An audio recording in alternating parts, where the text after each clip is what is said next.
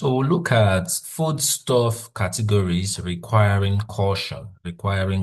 So thankfully, unlike some countries I don't want to mention that have a very volatile rules and regulation, that is, they can actually allow maybe some goods to enter into the country today, and by tomorrow morning, the goods is rejected, and any policy can just be brought up overnight that will cost you a lot in your logistics, or maybe even in the goods that has already been shipped. So but Australia is not like that, and you can just check the high risk foods. One is dried meat or fish, which means that because if you are not careful, sometimes you can actually ship dried meat or fish, and by the time it gets to its destination, there are already like some little insects inside what you sent, or maybe some eggs or larvae and all that have already been implanted before it even leaves the shores of Nigeria, or let me say the ports in Nigeria. And by the time it gets there, you won't understand how it happened because you did a very good job, a very fine job down here. So this just means that, let's say if you process your meat or your fish yourself, you might want to do an extra drying, or an extra putting it into the whole oven and letting it dry more before packing it.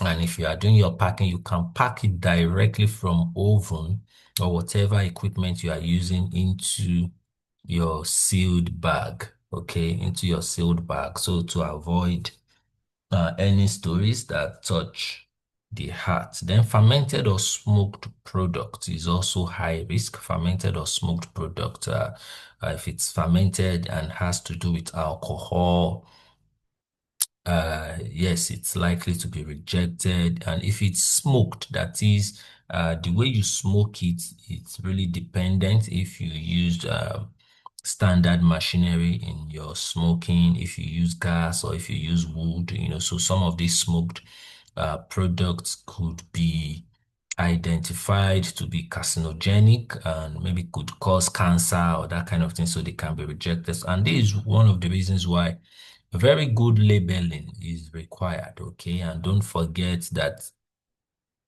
if that country is not English, is not like just only English speaking country, you have to make sure that your label is also translated to the country's language. In this case, Australia is an English speaking country, so you can just put your your label as English. But for products that maybe the product doesn't have an English name, like when you label egusi, you must translate what that egusi means. Like this is melon seeds. So they can also check it to know that, oh, okay, this is what egusi means. Okay, so seeds and nuts like egusi or bonanko. So sometimes also your egusi can have some insects inside it. Yes, this has happened because I export egusi on large scale. So you can have your egusi by the time your container is opened, and maybe there are some insects inside it or something. So you can tie your egusi, you can tie it with dried pepper inside. The dried pepper, the way we used to preserve things around here, you can use dried pepper. So when you are sealing your egusi, there are dried pepper inside it, which will also not allow insects to live, inside it. Then your ogbono also, you want to make sure that your ogbono is washed, is cleaned, is dried, well dried and packed.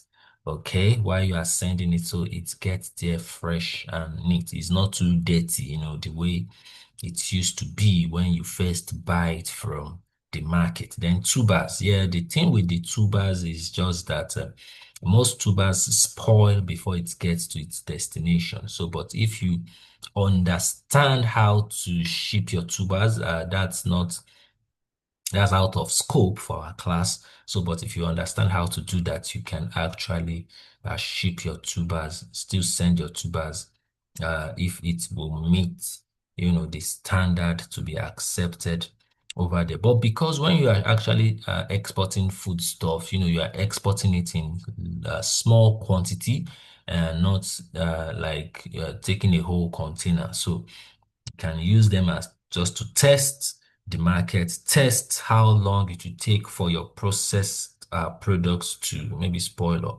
whatever. So, and within 72 hours also, your client should be able to receive his or her shipment, depending on the kind of logistics company you also used to do your shipment. So restricted or controlled must meet Australia's strict Biosecurity Act of 2015 guidelines. So you can check that, but this list of risk foods doesn't mean that you can't send them, but it means you need to go the extra into what you want to ship. And also, I know in this list here, beans is not there, but beans is also one of those things that you want to look into.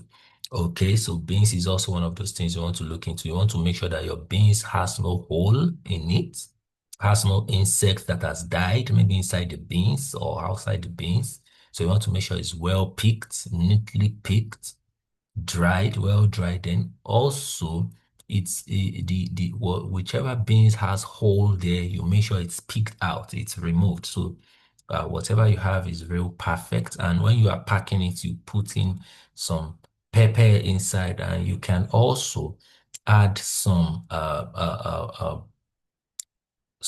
preventive. There are some products that prevent insects and all that you can also use, so that or the packaging material. Yes, there are some processed packaging material you can use that doesn't allow insects to live inside the food product that you are sending. So that's also another thing to look into. All right.